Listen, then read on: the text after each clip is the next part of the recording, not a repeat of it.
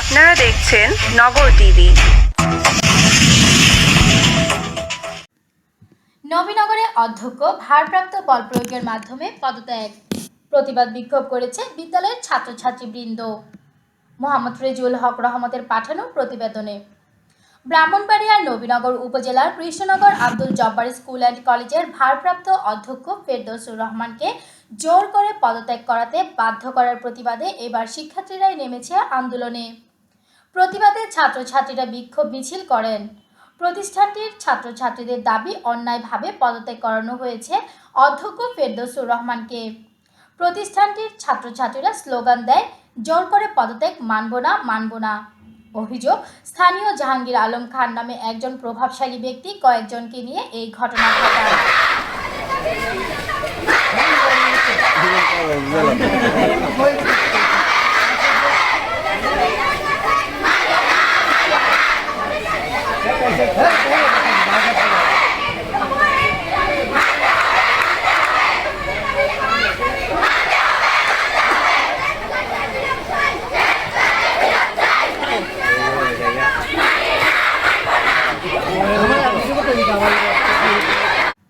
রবিবার 1 সেপ্টেম্বর এই ঘটনা ঘটে। একইভাবে জোর করে পদত্যাগ করানোর ঘটনায় শিক্ষার্থীরা মিছিল ও বিক্ষোভ করে। সোমবার 2 সেপ্টেম্বর বিকালে আব্দুল জব্বার স্কুল অ্যান্ড কলেজের ভারপ্রাপ্ত অধ্যক্ষ ফেরদৌসুর রহমান বলেন, শিক্ষকরা তো নিরীহ মানুষ। প্রভাবশালী জাহাঙ্গীর আলম খান পদত্যাগ করতে বাধ্য করেন। শিক্ষকরা উপজেলা নির্বাহী কর্মকর্তাকে বিষয়টি জানিয়েছেন। আমি অভিযোগ নিয়ে যাচ্ছি উপজেলা নির্বাহী কর্মকর্তার কাছে। আমি মোহাম্মদ ফেরদৌসুর রহমান, প্রধান শিক্ষক, বর্তমানে অধ্যক্ষ ভারপ্রাপ্ত, Krishnanagar Abdul Jabbar school and college, Nabinagar, Brahmanbaria. গতকাল 1 তারিখ, সেপ্টেম্বর মাসের 1 তারিখ, আমি আমার অফিসে আমার যে স্বাভাবিক যে কার্যক্রম করতেছিলাম, তখন বেলা প্রায় 11টা কাছাকাছি। ওই সময় স্থানীয় কৃষ্ণনগরের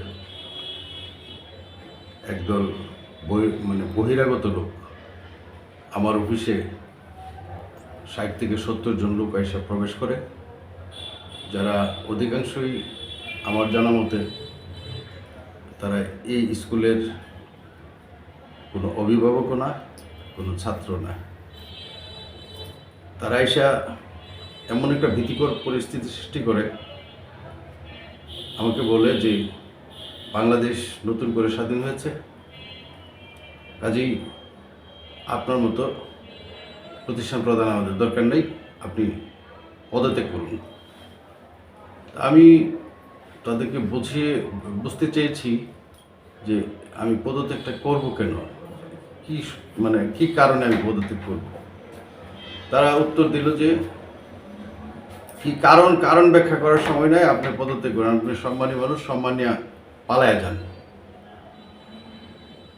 তো এমত অবস্থায় আমি হতবিহ্বল হয়ে পড়ি। আমি বুঝতে পারতেছিলাম যে তারা হয়তোবা আমাকে প্রাণনাশের পর্যায়ে নিয়ে যাবে। এমন আচরণ, এমন ভাষা,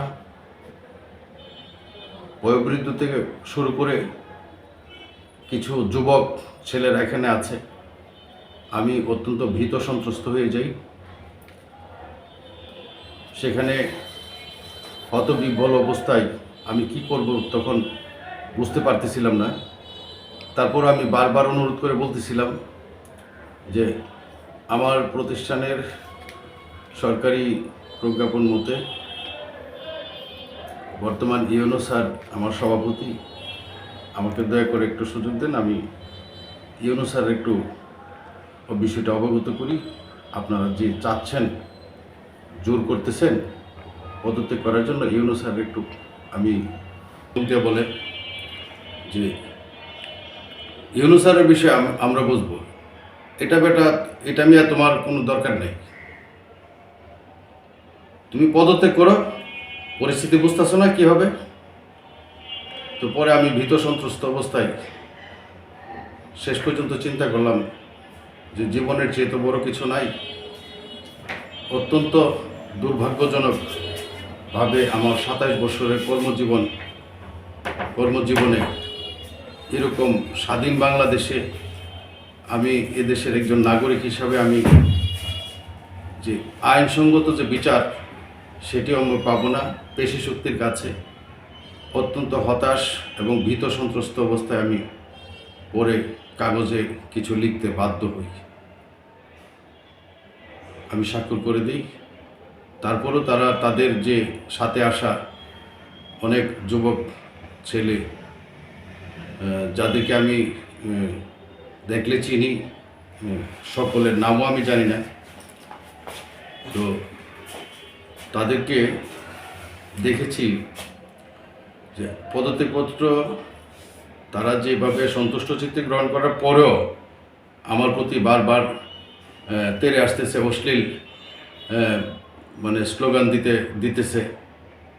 তো তাদের মধ্যে দেখেছি কেউ আমার সামনে তাদেরকে দমন করতে চায়, আবার পেছনে ইশারা দেয় করতে থাকে।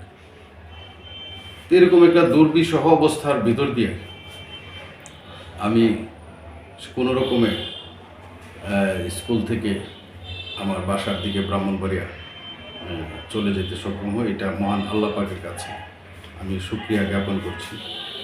জানতে চাইলে নবীনগর উপজেলা নির্বাহী কর্মকর্তা তানভীর ফরহাদ শামীম বলেন, আমি ঘটনাটি শুনেছি।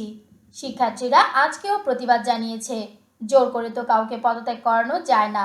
যদি কারো বিরুদ্ধে অভিযোগ থাকে তাহলে সভাপতিকে জানাবে, তদন্ত করে ব্যবস্থা নেওয়া হবে বা ঊর্ধ্বতন কর্তৃপক্ষকে জানাবো। অধ্যক্ষ আমাকে ফোন করেছিলেন। তিনি বলেছেন আমাকে মেরে ফেলার হুমকি দেওয়া হয়েছে।